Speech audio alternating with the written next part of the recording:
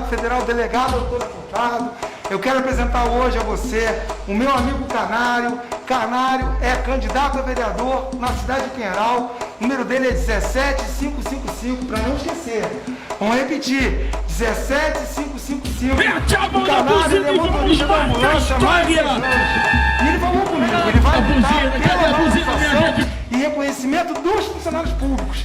E ele vai fazer isso porque ele sabe que assim os funcionários motivados vão prestar um serviço público cada vez melhor. Não é isso, Canário? É isso aí. Ajuda nós.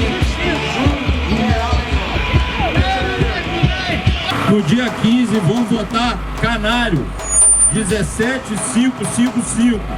17555, Canário. Tudo bem?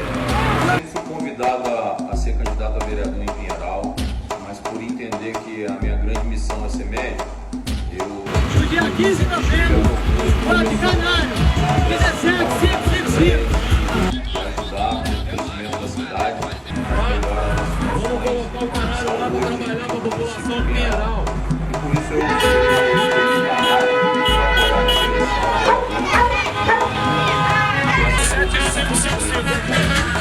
Esse com carinho, 17555. a gente possa dar o primeiro passo para os nossos projetos aí para a cidade. Tá?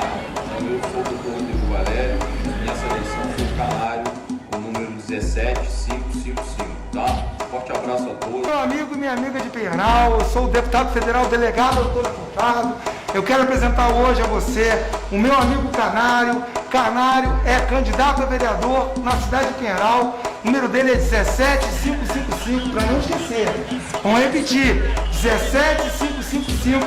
O Canário ele é motorista da ambulância há mais de 10 anos. E ele falou comigo, ele vai lutar pela valorização e reconhecimento dos funcionários públicos. E ele vai fazer isso porque ele sabe que assim os funcionários motivados vão prestar um serviço público cada vez melhor. Não é isso, Canário? É isso aí. Canário 17555. Junto com o Pinheiral melhor.